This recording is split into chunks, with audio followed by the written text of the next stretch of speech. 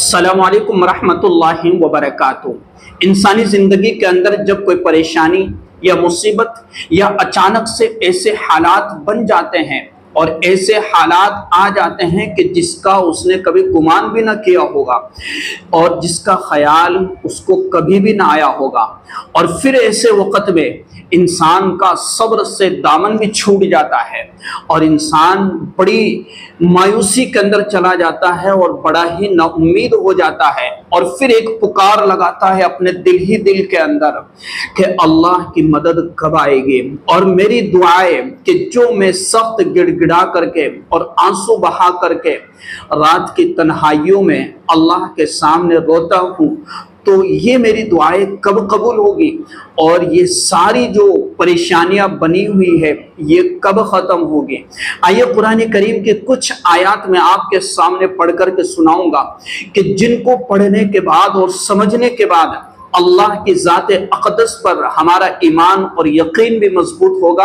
और एतमाद भी मजबूत होगा। इसी के साथ साथ मैं आपको कुछ बातें बताता चलूँ। देखिए, ज़िंदगी नाम ही इम्तिहान और आजमाइश का है और हर इंसान किसी न किसी परेशानी और मुसीबत से गुजर रहा होता है। हर इंसान को कोई ना कोई तकलीफ या दर्द या किसी न किसी हालत से गुजरना पड़ता है और हर आदमी कोई ना कोई मुसीबत फेस कर रहा होता है। अगर कोई इंसान अपने अंदर ताकत और कुव्वत का मादा रखता है तो वो शख्स बड़ी से बड़ी तकलीफ को भी बर्दाश्त करने की ताकत और कुव्वत रखता है। लेकिन हर इंसान के लिए एक छोटी सी चीज किसी के लिए बड़ी तकलीफ दे बन जाती है तो किसी के लिए वही चीज नॉर्मल बन जाती है। जैसे कोई अगर नाजुक कली है और बहुत ज्यादा कमजोर है तो उसके लिए कांटा का चुभना बड़ा तकलीफ दह साबित हो सकता है, लेकिन अगर वही कांटा अगर किसी सेहतमंद ताकतवर शख्स को चुभ जाए तो उसे जरा भी एहसास नहीं होगा। तो यही इंसानी जिंदगी है कि अगर रूह मजबूत है और ईमान मजबूत है और अल्लाह की ज़ात अक़दस पर हमारा ईमान और यकीन बना हुआ है तो फिर चाहे दुनिया की कितनी ही सख्त मुसीबत और परेशानी क्यों ना आ जाए तो इंसान अपनी रूहानी ताकत के बलबूते पर उस सख्त तकलीफ को भी बर्दाश्त करने की ताकत और कुव्वत रखता है। इंसान उस सख्त मुसीबत का भी मुकाबला कर सकता है। ये तो मैंने आपको दुनियावी एक मिसाल देकर के समझाई कि अगर कांटा किसी नाजुक कली को चुभ जाए तो फिर उसे बड़ी जो है वो उसके लिए बड़ा तकलीफ दे साबित होता है। वही चीज अगर ताकतवर को चुभ जाए तो उसे जरा एहसास नहीं होगा, कांटा ही तो चुभा है।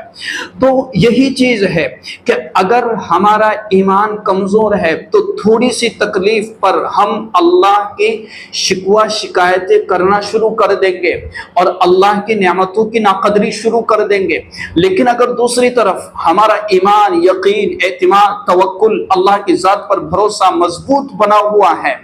कि ये सब कुछ अल्लाह की हिकमत और मसलिहत के मातहत है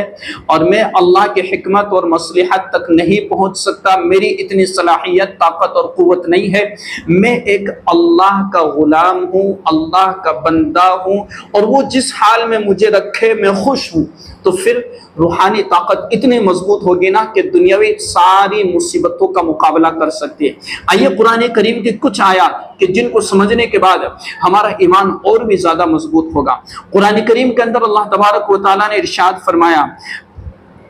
अम हसिबतुम अन तदखुलुल जन्नत वलम्मा यअतिकुम मसलुल लदीना खलौ मिन क़ब्लिकुम मस्सतहुमुल बअसाउ वद्दर्राउ वज़ुलज़िलू हत्ता यक़ूलर रसूल वल्लदीना आमनू मअहू मता नस्रुल्लाह। हाँ, बड़ी जबरदस्त आयत है। क्या तुम ये गुमान करते हो कि जन्नत में ऐसे ही चले जाओगे जबकि तुमसे पहले लोगों पर बड़ी सख्त तकलीफें और बड़ी सख्त आजमाइशें आई हैं, यहाँ तक के पैगंबर और ईमान वाले ये बात अपनी जबान से कहने लगे, मता नस्रुल्लाह, अल्लाह की मदद कब आएगी। कितना जबरदस्त जुमला है ना कि जब आदमी बड़ी शिद्दत के साथ और बड़ी اور بڑی پریشانیوں کے اندر گھرا ہوا ہوتا ہے تو اس موقع پر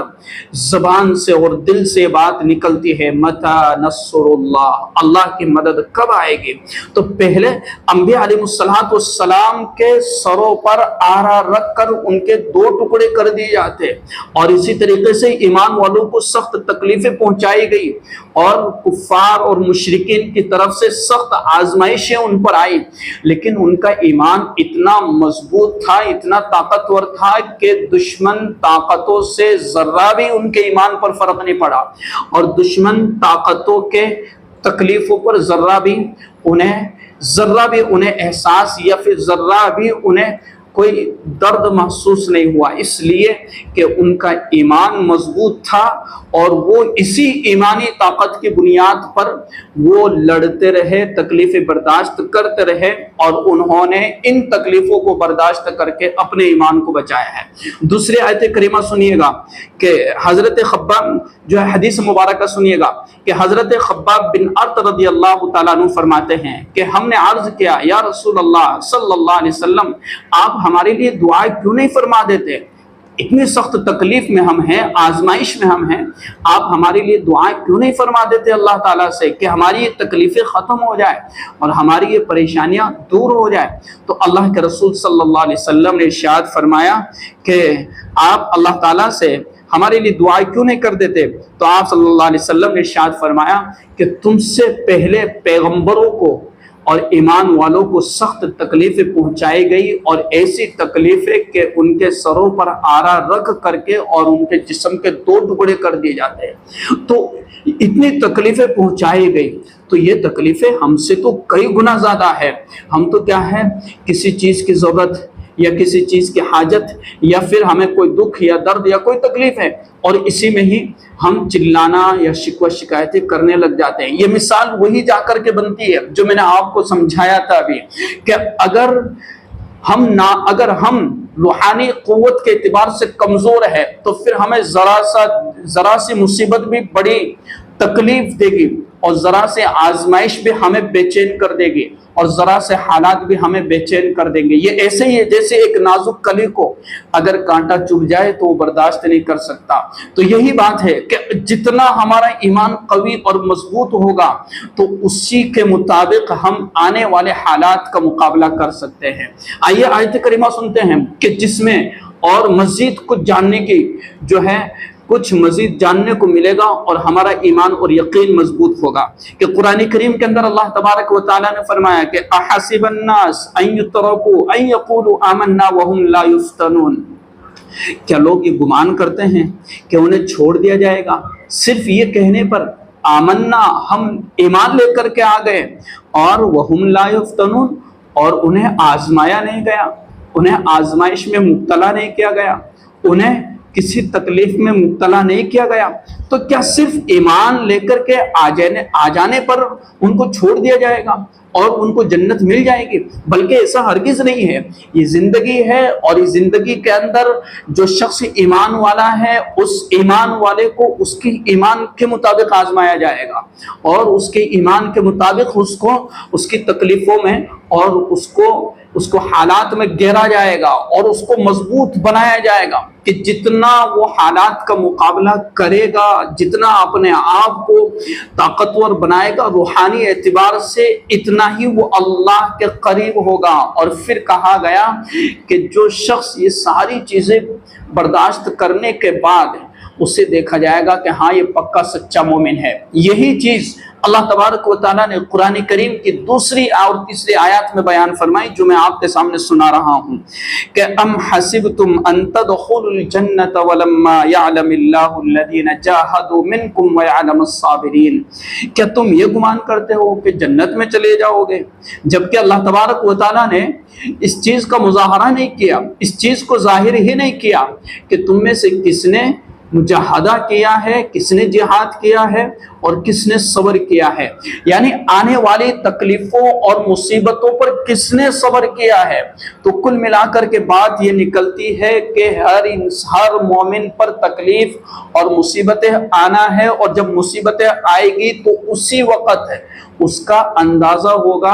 اور اس کا یہ اظہار ہوگا کہ ہاں یہ پکا سچا مومن ہے کہ اس نے تکلیف کے آنے پر صبر کیا ہے۔ اس لیے میرا عزیزوں، صبر کا دامن ہمیں کبھی بھی نہیں چھوڑنا ہے۔ اور صبر ایک ایسی چیز ہے کہ جب کسی انسان پر کوئی تکلیف یا مصیبت آتی ہے اور ابتدائی صورت میں اور ابتدائی حالت میں وہ اللہ پر یقین اعتماد کرتے ہوئے صبر کر لیتا ہے، تو یہ صبر کا سب سے اعلیٰ درجہ ہے۔ ایک تو یہ کہ مصیبت آئی، شکوہ شکایتیں کرنے لگا، پھر اس کے بعد مجبور ہو کر کے صبر کر رہا ہے، یہ نہیں بلکہ ابتدائی حالت میں ہی وہ صبر کا دامن پکڑے ہوئے ہیں۔ تو یہ ہے صبر کا سب سے اعلیٰ ترین درجہ کہ ابتدائی صورت میں، ابتدائی حالت میں، پہلی فرصت میں اور پہلے ہی موقع پر جیسے ہی مصیبت آئی اللہ پر صبر کرتا رہا، یہ نہیں کہ بعد میں جا کر کے مجبور ہو کر کے جب کچھ نہ نظر آیا اور کچھ نہ ملا سوائے صبر کرنے کے، تو پھر اس میں وہ مزہ نہیں ہے جو مزہ پہلے والے صبر میں ہے۔ اور یہی صبر، اس تعلق سے قرآن کریم کے اندر یہ بات کہی گئی کہ وَاصْبِرْ عَلَىٰ مَا أَصَابَكَ إِنَّ ذَلِكَ مِنْ عَزْمِ الْأُمُورِ۔ یہ تو بڑے ہمت کے کاموں میں سے صبر کا کہنا اور صبر کی تلقین کر دینا یا کسی کو صبر دلوا دینا، یہ نہیں بلکہ جو انسان کسی سخت ترین مصیبت سے گزر رہا ہے اور پھر اس کا صبر کر لینا، یہ تو بڑے ہمت کے کاموں میں سے۔ اور قرآن کریم خود یہ لفظ استعمال کر رہا ہے کہ صبر کرنا ایسے ویسے تھوڑی ہے، یہ تو بڑے ہمت والے لوگوں کا کام ہے۔ تو اللہ پر یقین، اعتماد، توکل اور صبر، یہ وہ ساری چیزیں کہ جب انسان کے اندر ظاہر ہونے لگے اور انسان ان پر قائم رہے، پابند رہے، ان پر عمل کرتا رہے، یقیناً جب یہ علامتیں اپنے اندر دیکھے تو سمجھ لیا جائے کہ اللہ تبارک و تعالیٰ کی مدد اب آنے والی ہے اور اللہ ضرور ہماری مدد اور رہنمائی فرمائے گا۔ تو یقیناً آپ کو ساری باتیں اچھے سے سمجھ میں آ گئی ہوگی کہ ہمیں اپنی لائف میں جب کوئی پریشانی یا مصیبت یا حالات آئے تو کیا کرنا ہے، صبر کا دامن پکڑ لینا ہے۔ اور یہی سب سے بہترین چیز ہے انسانی زندگی کو خوشگوار بنانے کے لیے۔ السلام علیکم ورحمۃ اللہ وبرکاتہ۔